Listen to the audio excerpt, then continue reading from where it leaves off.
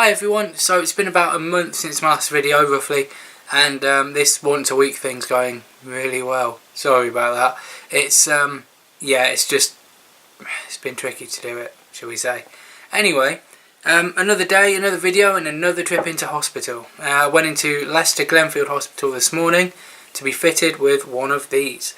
It's an ECG monitor to be fitted to me for 24 hours. Great. If you don't know anything about these, if you've not had one of these before yourself, then basically it's those things and it's recording my heart rate. We've got 3 of those on. They're brilliant and comfortable and in no way itchy on a hot summer's day like this. Yeah, it's fantastic having this on. They've also given me one of those. Can you see that? This is basically a diary that I'm to keep for the 24 hours. If I feel any palpitations, anything uncomfortable at all, I'm supposed to write it down. Now, as you can see, there is something written down there. It's not a palpitation. In fact, that is just a walk. I went for a walk around the town earlier in order to see what effect it would have on my heart rate. If I felt it go up, I wanted it recording. Obviously, I've had to take the day off work to go into hospital to have it fitted, so they can't see how I cope with work. But by going for a walk, this thing will provide some use, and obviously they'll get a resting heart rate too. I was hoping if I flicked these buttons here that I could flip between time and heart rate and maybe even the little squiggly line to see how I'm doing, but no, that's just time. It is locked. It will not display anything but the time, unfortunately. So it's all just right down on there and I hope they don't spot anything too unusual. Now what I'm going to do though is a little experiment. I want to test whether my heart rate, will raise when I walk. Of course it will. To see what my heart rate does now that I'm relaxed-ish, and just sitting still, everything's fine. So I've got an app on my phone, and I'm very aware that these are not going to be particularly accurate. Who knows how good this heart rate monitor is going to be, but if I place my finger just there on my phone, see it lights up, and apparently it's telling me to keep quiet while I do this. There's my heart rate. Again, it's a phone, I don't know how accurate this is, but that seems fairly regular. I'm quite impressed with myself. Oh no, there's a thingy. Yeah, no, it's got less regular now. Is that in focus? That's not too bad, and I think we're about there. Boom, 63. That's not bad. I'm impressed with that. Considering in my last video, when I went into hospital and went into AF, it was 170. So there you go, 60. Well, find the focus. 63 BPM, not bad. Apparently, an average resting rate is 61 to 76, so that can't be bad.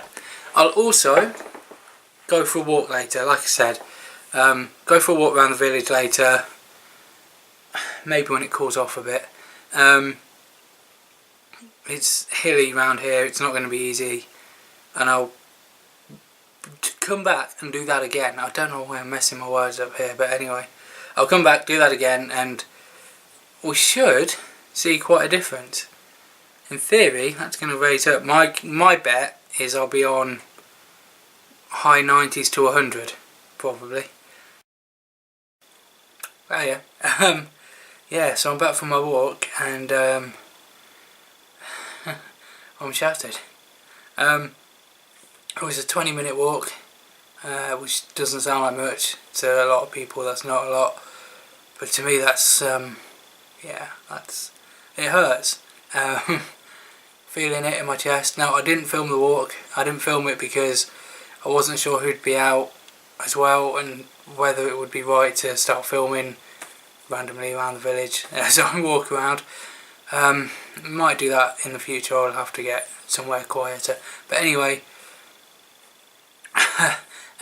yeah. Let's test the heart rate, shall we? Oh look, I've reached my daily step target, so that's good. I think I hit it about 3 times today. Let me load up. Yeah, so I'm hoping to do more walks, little things, you know, little and often, to help out. Obviously, I'm going to record it in that little. Where's my diary? I'll record it in there for the doctors, and that's fell on the floor. Right, let's measure the heart rate. Find the focus. Come on, camera, you can do it. There you go. It's nice. That's fairly regular. Sorry, I'm a lot quieter, less chatty. I'm not sure I got my breath back. 65? Are you sure? Right, not sure about the how good this app is. Find the thing again. Come on. Come on, camera. Come on, camera. No. No. There we nearly. Yeah, it says 65. And my heart rate resting earlier was 63, so either my heart rate just didn't rise through the walk, despite how it hurts, and I deliberately didn't give myself any sort of rest time after. I didn't sit down for a bit or get a drink or anything like that before I turned the camera back on. I just got the camera back on, and yeah, that's why I'm a bit can't talk. 65. Something tells me this app is not the best. Yeah, that or the heart rate didn't rise, and it's just a case of, I don't know, because I feel like it has. Bit of chest pain on the walk. So yeah, not convinced about that. One thing I was going to mention is, in a few weeks' time, there is a convention for the Somerville Foundation. Now, I know most of you watching this will come from the Somerville Foundation, but for anyone who doesn't know about it, it's a great charity set up for those, I believe, 18 plus with heart defects who can meet others with defects, hear their stories, and learn about their own and about how to cope with life with a CHD, which is, well, that's where my channel hopefully comes in a bit as well. So yeah, it's possible that will be my next video. I'm hoping to get one in before then, because obviously that's 3 weeks and a bit away. But yeah, hopefully I'll get one in before then, but if not, that will most likely be my next video. I'm really looking forward to it. I mean, I've never been on one of these before. I've never even met anyone with, well, I say I've never met anyone with a congenital heart defect before. That's not strictly true, but last time I did, I was too young to really understand. I was just a kid, on one of the, I think it was a Christmas party for the Heartlink Children's Charity. The guys, for anyone not heard of them, Heartlink Children's Charity provided this ECG monitor that I picked up today.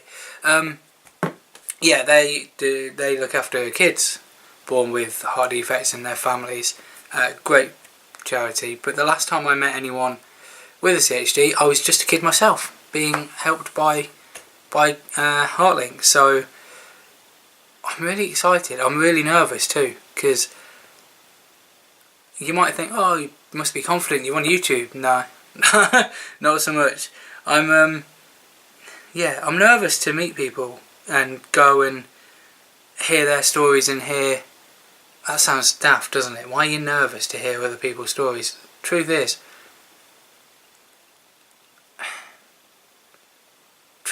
I worry that my heart defect, by that, is minor. You might think, no, everyone's heart defect is big, is a big deal to them. It affects your life, or it can affect your life in so many ways.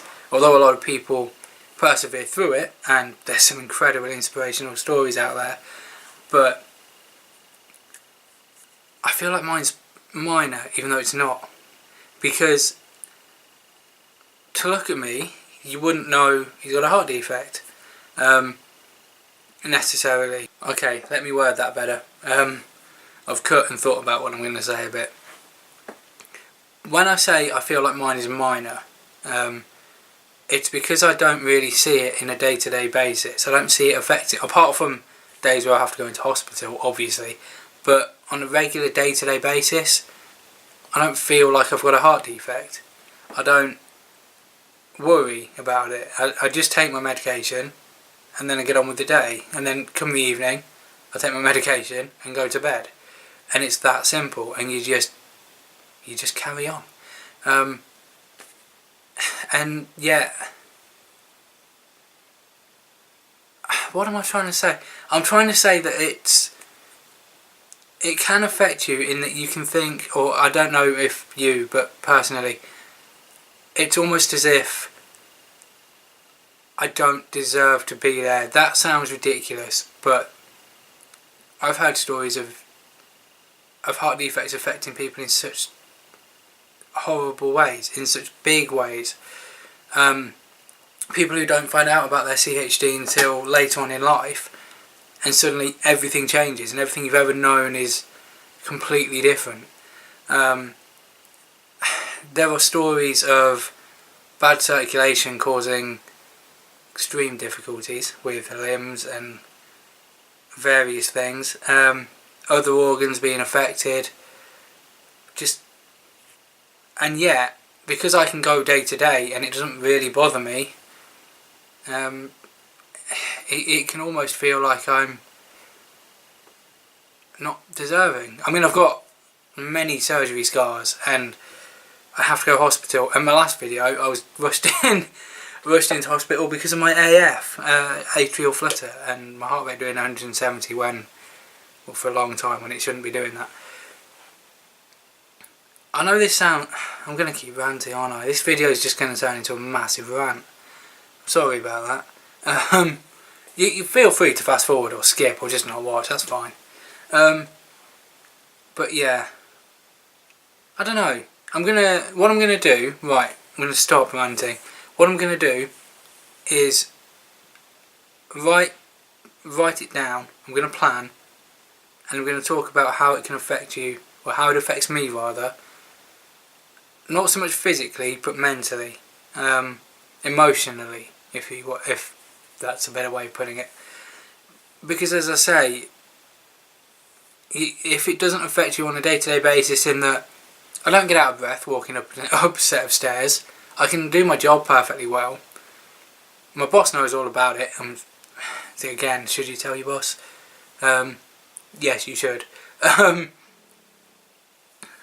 But yeah, the point is, I'm going to write this down properly, do a proper video on how it makes you think. Not so much the physical side of it, not so much this kind of thing, but more how it makes you think, more how it can affect you emotionally, because otherwise I'm just going to end up in a massive rant that doesn't really make any sense to anyone.